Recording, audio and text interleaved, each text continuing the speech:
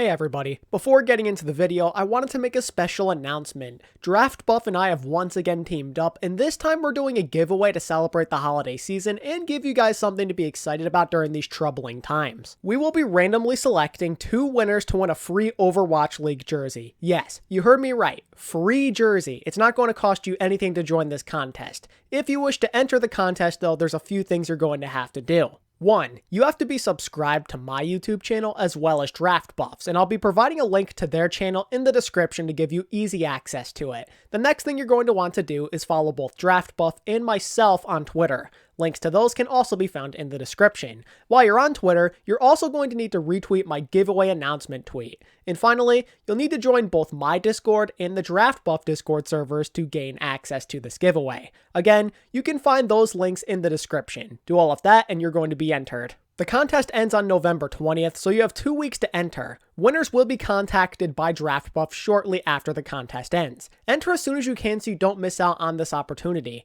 Big shout out to Draft Buff for setting this all up. They want to give back to this amazing community just as much as I do. So, what are you waiting for? Enter the contest today to possibly get your hands on some free merch. Best of luck to all who enter, and now on to your regularly scheduled program. I saw a fair amount of comments recently saying I should make a new one thing I learned about each team video in regards to the playoffs, but I held off on that ultimately because I thought it would be a better idea to make one regarding the entire season as a whole. It'll almost be like a mini review of sorts for all 20 teams. The format's going to be the same as the other 3 I've done in the past. I'll start with an opening statement, then we'll briefly give some thoughts on each team. How much I say will really depend for each team. With this being on the season as a whole, we're going to be going in order of the teams you see in the regular season standings. And you know what? I'll mix it up for a change. Instead of going from the bottom to the top, we'll start from the top, then go to the bottom, which means the Shanghai Dragons are up first. My opening statement on them is they keep getting better. Now, of course, the jump from Season 1 to Season 2 is pretty insane considering they went from winless to one who almost made the playoffs,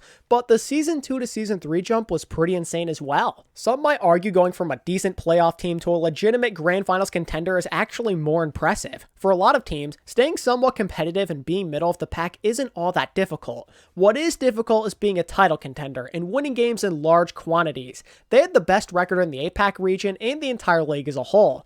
Even if you take away the bonus wins though, they're still going to be tied with the Fusion for number 1. If they weren't crushing the competition within an inch of their lives, they were making some amazing come from behind wins while showing tremendous resilience under pressure. And there's so many more great accolades that come along with it. They made the finals of all 3 regular season APAC tournaments and they won 2 of them. They made it to the Final 4 and even pushed both of this year's grand finalists to 5 maps.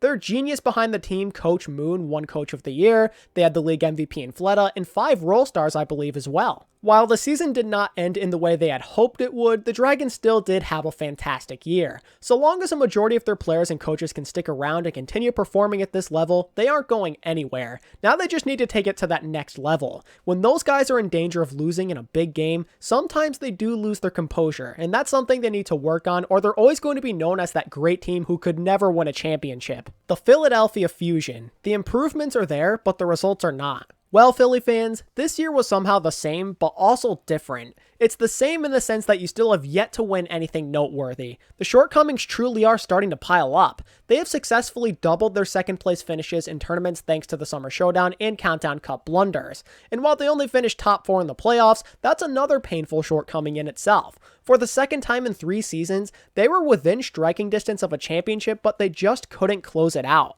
The cool thing about Philly this year, though, was that they did follow a slightly different script. Failing during major games was still a part of it, of course, but the regular season inconsistencies were nowhere to be found. Those boys won a lot of games thanks to a Carpe Vengeance tour as well as an unreal supporting cast from top to bottom. They were a well-oiled machine. They won all the games needed to put themselves in a fantastic position to achieve greatness. But unfortunately, whenever the lights were at their brightest, they always lost. 4 opportunities to break the curse, but no trophy to show for it. It really is a shame, but so long as they can bring back Fury and maybe Ivy, the Fusion are going to remain strong on paper. But even with such a promising roster on board, I find it hard to remain optimistic. Improving upon their consistency was a step in the right direction. Now it's a matter of winning the games that truly matter. If they can break the curse, anything is possible. The San Francisco Shock. New year, same result. It was a storybook year for the San Francisco Shock. Despite the competition being greater than ever before, they dropped a league-low 4 games if you count the regular season tournaments and the playoffs.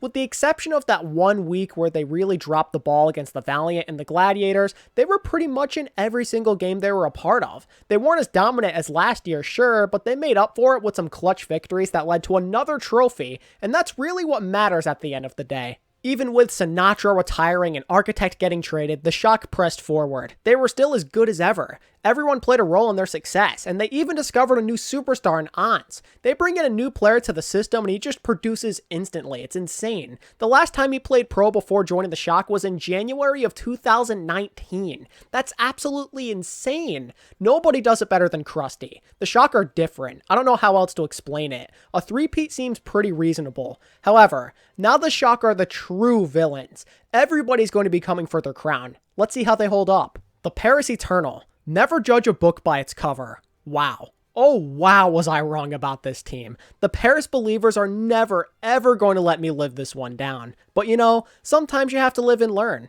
Nobody ever said it was going to be painless. I lived way too much in the past when ranking this team during the preseason. I kept looking at Ben Best, Nico, Gray, and Hip as weak links when I really should have stayed optimistic that they could improve under better coaching. It goes to show you how I gravely underestimated Rush and his boys. They were never really good enough to win a championship except in a Genji meta, but they still did finish 4th place, and they were the only team in the Overwatch League to defeat both the Shock and the Fusion in the same season. And they even had the crowning achievement of a Summer Showdown Championship in one of the craziest tournament runs I've seen in a long time. The 2020 Paris Eternal have taught me to be more optimistic about players who struggled in the past, and to trust more in Tier 2 talent in general. It's a shame that team is dead though. Good luck, Paris. The Guangzhou Charge. You kind of lived up to the hype, but also didn't. The Charge were a strange team. They had a tremendous regular season, generally speaking. They peaked with a Summer Showdown win over the Dragons. That's a nice crowning achievement right there. The rookie signing of Krung also proved to be absurdly beneficial in their efforts. Some all-around solid performances from Shu, Eileen, and Happy helped as well. The Charge were a very respectable team. They were the number 2 team in APAC for a good amount of that season, I would say. But I kind of feel like their success is a bit misleading. They were nothing special outside of double shield compositions, and it shows. And just like 2019, their playoff campaign was a disaster. Poor coaching decisions plus a bad understanding of the meta really held them back. The Charge improved compared to last year, but they still have a long way to go before they're ready to make a deep playoff run of any sort. The Florida Mayhem. Dreams really do come true. After 2 years of pain, suffering, and hoping for a brighter future, the Florida Mayhem finally got out of basement dweller status. Florida did it the right way too. They kept what was working for them towards the end of Season 2, then they picked up a few nice pieces out of Runaway. And let me tell you, those pickups made one heck of a difference. Yaki and Gangnam Jin plus the smarts of Kuki transformed the laughingstock of this league into a respectable playoff team. Suddenly, they were packing heat. They had a star-studded cast. Even though they never won anything, they still were pretty competitive. A top 6 finish in the regular season standings and a May Melee Finals appearance is no laughing matter. The one issue with Florida, besides always losing to the Valiant for whatever reason, was the fact that they had a hard time winning close games. When the going got tough, they crumbled. Anytime their game plan went wrong, they had a very hard time recovering. They lacked that mental resilience needed to be an S-tier team. But don't be mistaken, Florida has a very bright future ahead of them. If they can iron out this one major issue and round out their roster with some more nice pieces, then they won't be going anywhere anytime soon. The Mayhem are here to stay. The New York Excelsior. Different year, same team. It really does feel like the same old story for the NYXL despite the coaching changes and roster adjustments. The same story played out before our very eyes for a 3rd year in a row. They're widely regarded as a respectable and dangerous team during the preseason, but fall flat when it really matters. The cycle continues onward. They hung in there, won a fair amount of games, but fell in the playoffs. But sadly, this year felt even worse than the previous 2. Sure, New York still finished top 7, but it was a down year from NYXL standards. That same level of dominance was not there. They were never really a top 3 or 4 team. There were always multiple teams who were clearly better in the league, and New York genuinely dealt with other struggles. For the first time, it truly did feel like they weren't exactly on the same page. They were in this awkward state where half of the team was playing very aggressive, while the other half wanted to play more conservatively. poor Mono was left on an island, while Animo had to give constant attention to Jonek, Hoppa, and Hoxel when he joined the team. Not to mention that there were multiple questionable decisions made by the coaching staff. For the first time, the NYXL lacked a true direction. This was their worst finish ever. In Season 1, they were top 4. In Season 3, they were top 3 and just one map away from a Grand Finals appearance, and now they were technically like top 5 or 6 this year.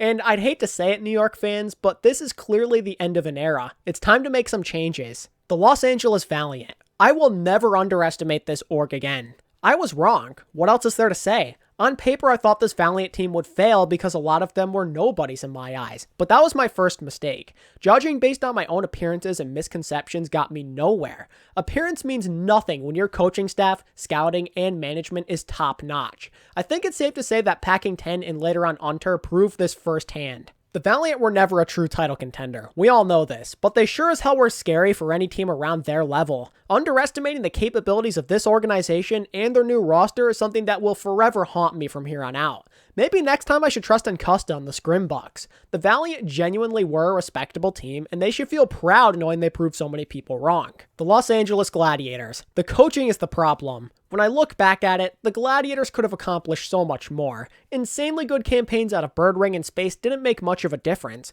Besides winning both battles for LA and getting one win over the Shock, what else did they really accomplish? There's no major tournament runs or victories to be found anywhere. It was an average season for a team that had problems at multiple positions. Let's call it how it is. Big Goose and OG did not play nearly as well as they could have. These guys kind of kept that team from having a strong and consistent starting lineup. But in my opinion, the bigger problem lies within the coaching staff. I really don't think DP is the answer at this point. He's had, 3 years to make something out of this team, but he never really made any significant strides. The team's meta understanding and game planning was a little off the mark at times, and it costed them some winnable games. Is it really worth keeping DP around for another year? I'm not so sure. The Glads better hope they can establish a good enough roster, or we might be in for another year of mediocrity. The Hangzhou Spark. There was a lot of wasted potential here. While I didn't expect them to be a title contender, I had somewhat high expectations for the Spark. I thought them finishing inside the top 10 would be a given. They maintained most of their core from last year and brought in some good-looking rookie prospects. Not to mention that Gushue in year 2 of a Korean system sounded like it could be something special. But that respectable team that I thought could compete with a majority of Overwatch League teams never really came into fruition. There were all sorts of struggles ranging from their coaching for much of the year to players not performing up to par. Look at Rhea. A nagging wrist injury led to him not playing nearly as well as he did last year. And look at Bebe. He showed no signs of progression whatsoever, which hurt the Spark's reliability at flex support. The Spark really didn't do much of anything. They were able to beat every team other than Shanghai in the APAC region, but they never really established that consistency I was looking for. It was a constant up and down trend with no end in sight, and when it mattered the most, they sputtered out. The Spark did not play well in the playoffs at all. A mighty team that was once top 4 in the league has fallen from grace and now has serious question marks surrounding themselves heading into Season 4. They have a great foundation, but still much more work to do before they can return to top form. The Seoul Dynasty. You are a very strange team. If there was one team that truly confused me beyond possible belief, it was the Seoul Dynasty. Their whole season was a roller coaster ride. They start off their season looking pretty darn good, but then spiral into some of the most insane inconsistency issues I have ever seen.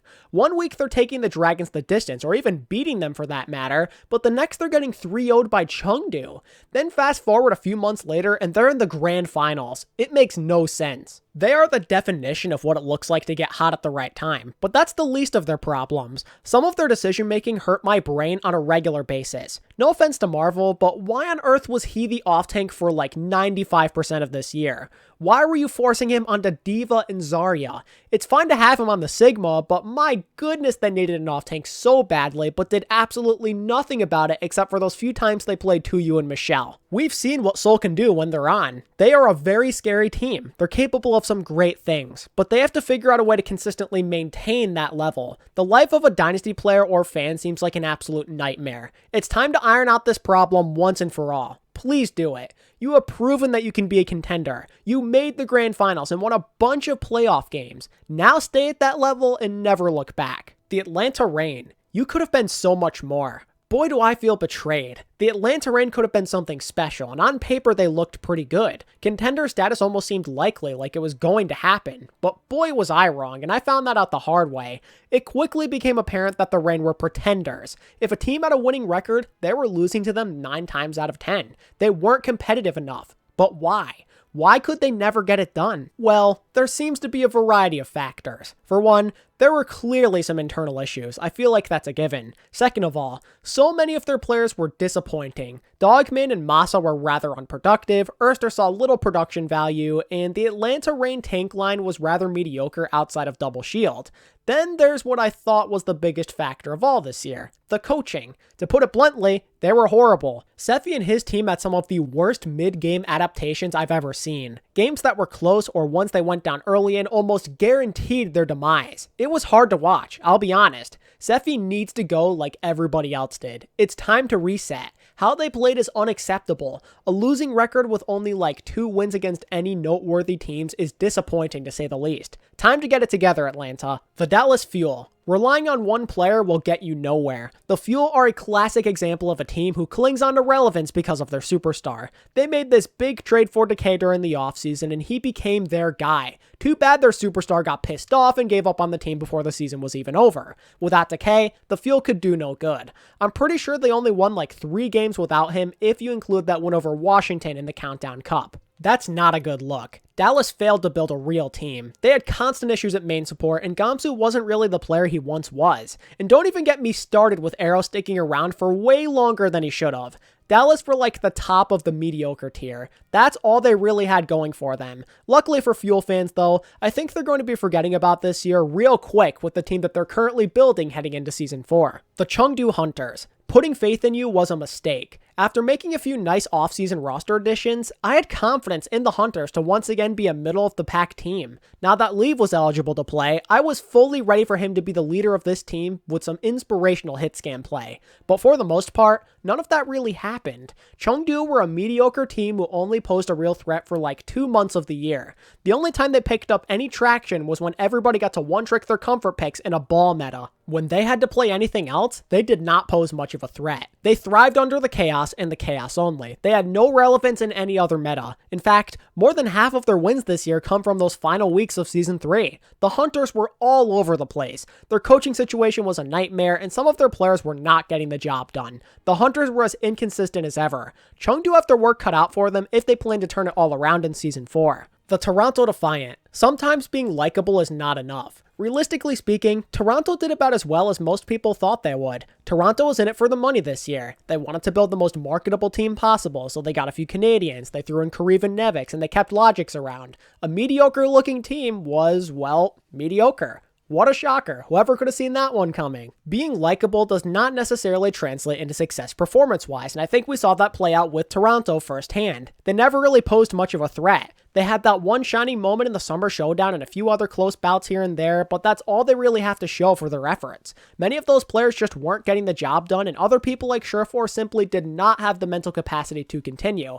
It's time to put your pride aside, Toronto. Build a real team. The Houston Outlaws. You always find new ways to surprise me. My expectations were somewhat optimistic for Houston. I didn't think they were a playoff team by any means, but their roster seemed pretty alright on paper. With Dante and Mecco leading the way with a much improved support line, it felt like they could maybe do some damage as a middle-of-the-pack team. But besides a few brief shining moments against like Florida, Paris, and the Gladiators, they never really found a chance to shine. Problems were surfacing literally right as the season started. You begin with the whole Blase hit scan thing and Dante being on the bench, but then it quickly evolved into Muma being a shell of his former self in Season 1. That guy had a rough year. Don't even look at the stats. All you have to do is realize is that he got benched for a DPS player at main tank. That's a brutal way to go out. For a good amount of this year, it felt like the same Outlaws as last year. Sit there and hope that Dante does something. While he did get some help from Mecco, Jexe, and Repel at certain parts of the season, it was not very consistent. As a result, Houston struggled even worse than last year. They lost a handful of winnable games.